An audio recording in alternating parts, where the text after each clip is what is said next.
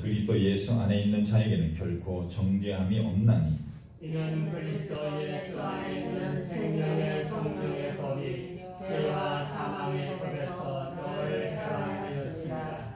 율법이 육신으로 말미암아 연약하여 할 수 없는 그것은 하나님은 하시나니 곧 죄로 말미암아 자기 아들을 죄 있는 육신의 모양으로 보내어 육신의 죄를 정하사 육신을 따르지 않고 그 영을 따라 행하는 우리에게 그 법의 이루가 믿어지게 하려 하시니라. 육신을 따르는 자는 육신의 일을 영을 따르는 자는 영의 일을 생각하나니 육신의 생각은 사망이요 영의 생각은 생명과 평안이니라. 아멘. 오늘 본문 말씀에 의지해서 죽음을 이기는 믿음이라는 제목으로 함께 은혜를 나누고자 합니다. 먼저 앞뒤 자유에 계신 분들하고 인사하시겠습니다. 반갑습니다. 다 오셨습니다. 반갑습니다.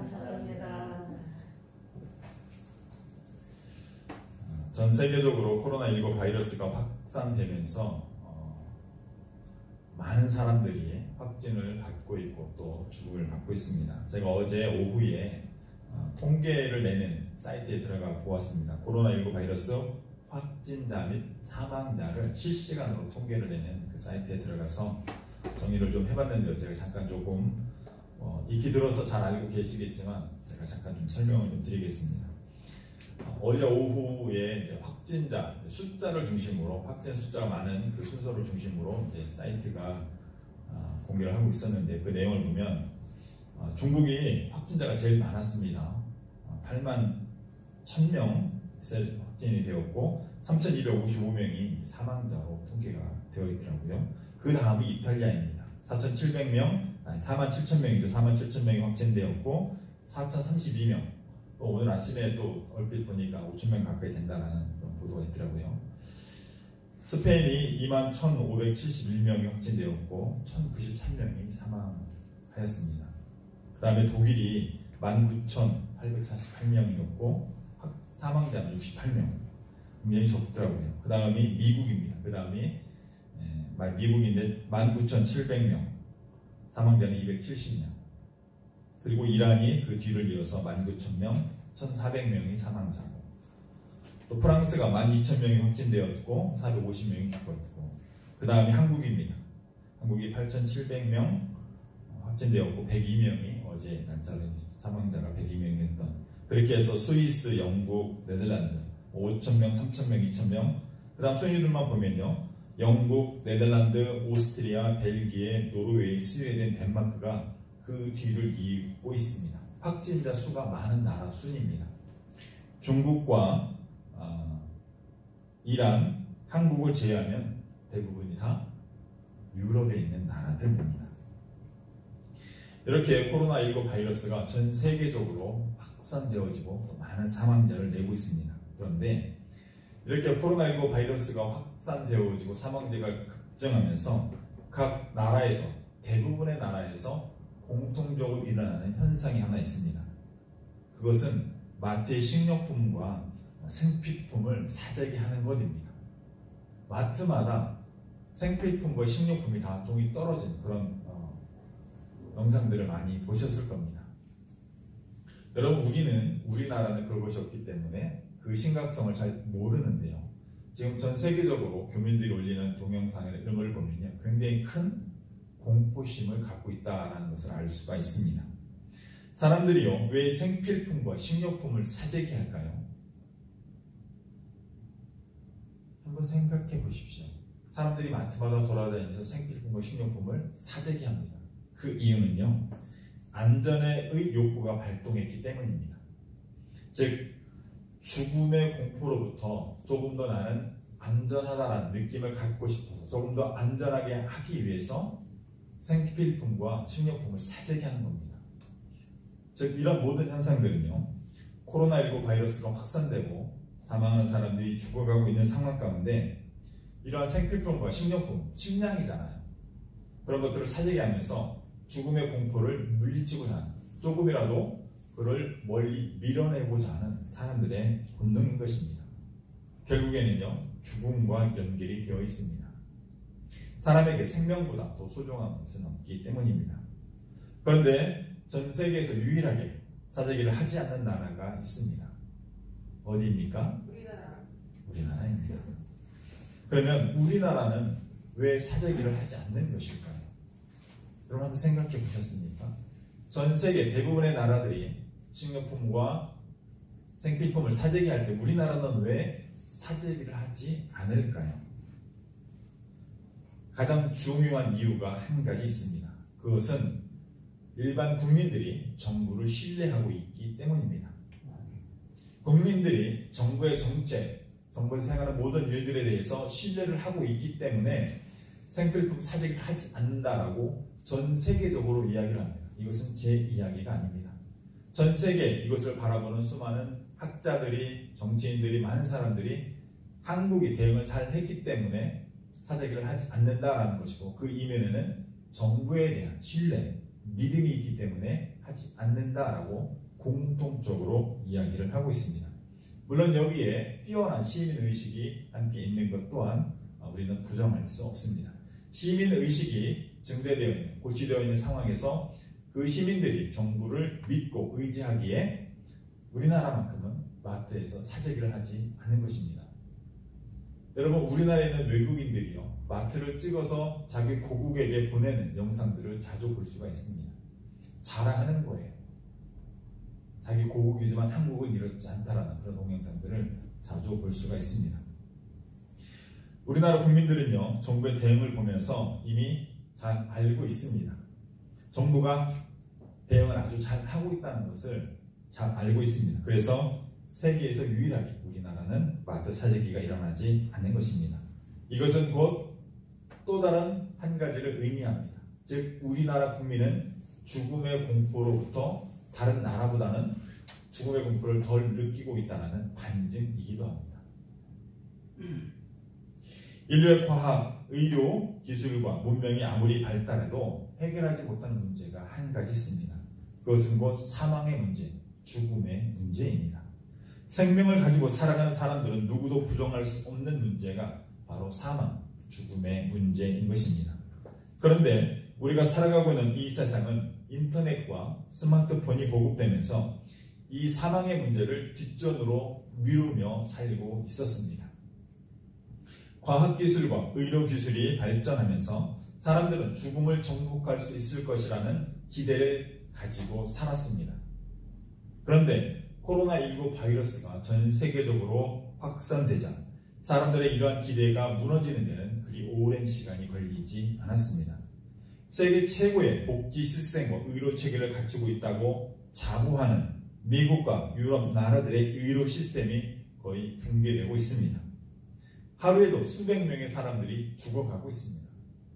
여러분, 유럽의 병원에 병상이 없습니다. 호텔을 병원으로 만들고 대학 기숙사를 병원으로 만드는 일들을 지금 하고 있습니다. 이탈리아는요, 너무나 많은 사람들이 확진되어지고 너무나 많은 사람들이 죽음으로 말미암아 시신조차 처리를 하지 못하고 있다고 합니다. 빨리 화장을 해서 바이러스를 제거해야 되는데 그것조차 하지 못하고 있다는 거예요.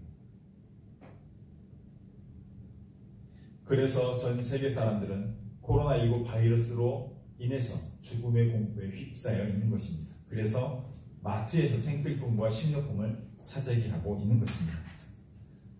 여기에는 죽음이라는 가장 중요한 본질이 숨겨져 있습니다. 그 어느 누구도 죽음을 피할 수 없습니다.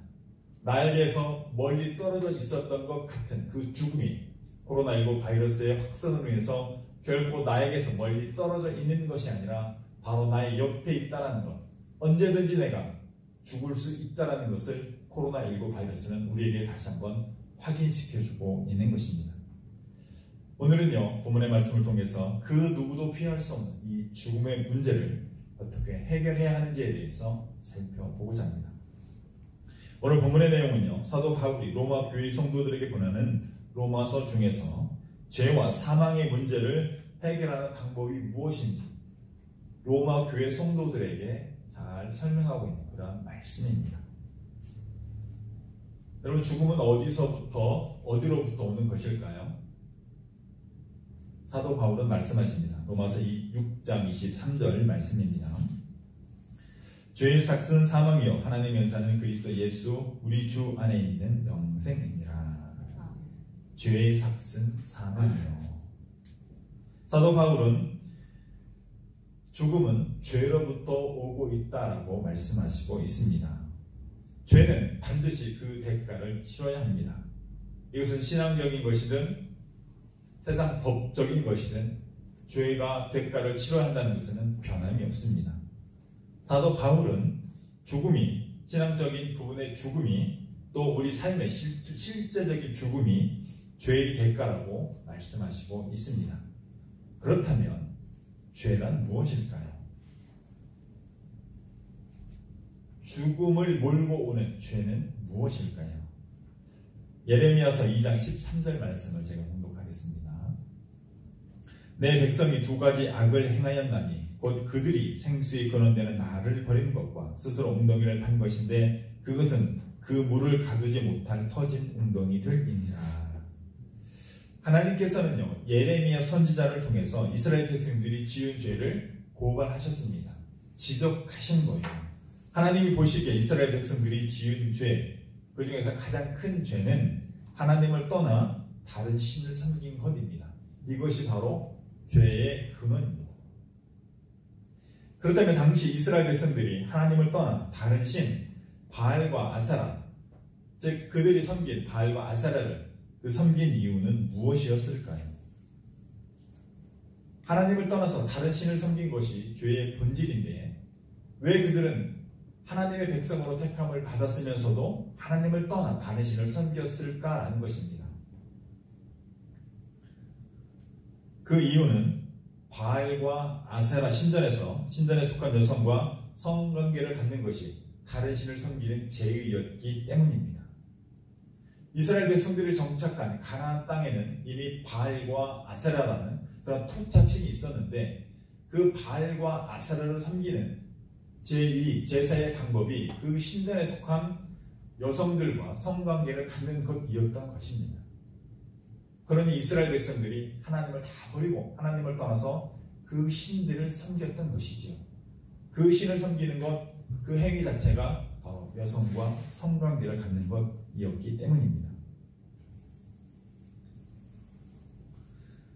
여기에 물질 만능주의가 더해지게 됩니다. 농업과 목축이 발달하면서 사람들에게 부가 축적되게 됩니다. 부가 축적되면서 화폐라는 개념이 생겨나고 재화가 쌓여지게 되면서 이것이 또한 죄를 짓는 방법이 됩니다. 또 권력과 명예에 대한 욕구가 더해지게 됩니다.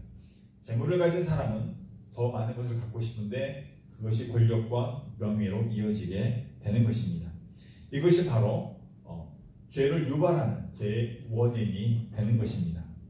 이것은 곧 돈, 섹스, 권력으로서 대표적인 죄의 원인이 되는 것입니다.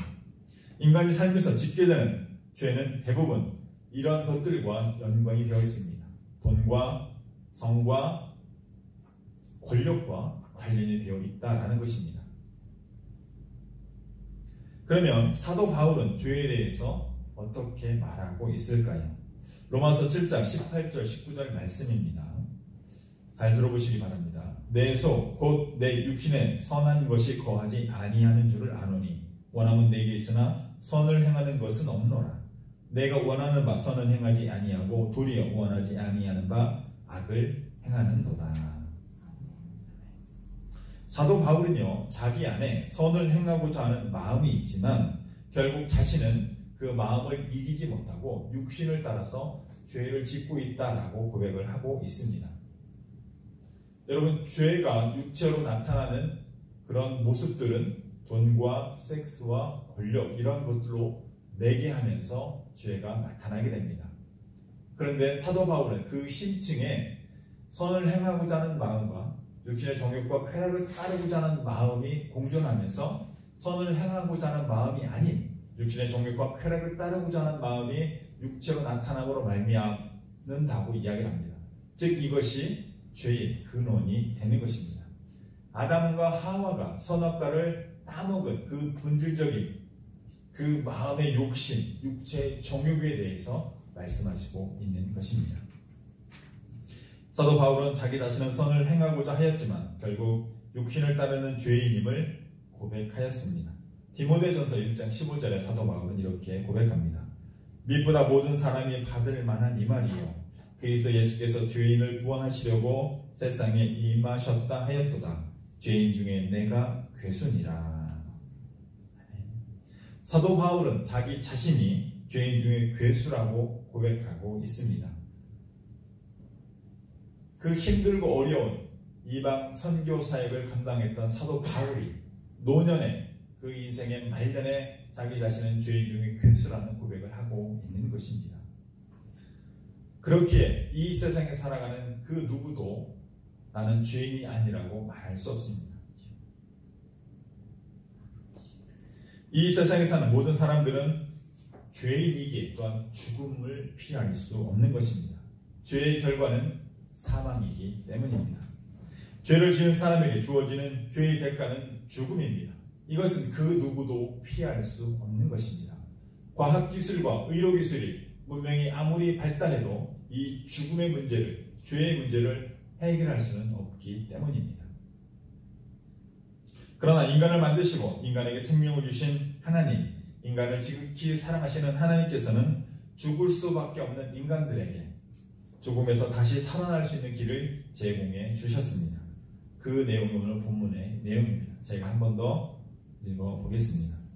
그러므로 이제 그리스도 예수 안에 있는 자에게는 결코 정죄함이 없나니 이는 그리스도 예수 안에 있는 생명의 성령의 법이 죄와 사망의 법에서 너를 해방하였습니다.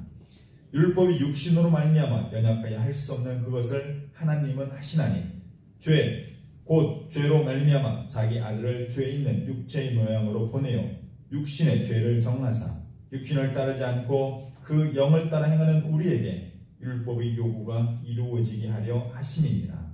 육신을 따르는 자는 육신의 일을 영을 따르는 자는 영의 일을 생각하나니 육신의 생각은 사망이요 영의 생각은 생명과 평안이니라. 죄로 인해서 죽을 수밖에 없는 인간이 살 수 있는 방법은 하나님의 법을 따르는 것입니다.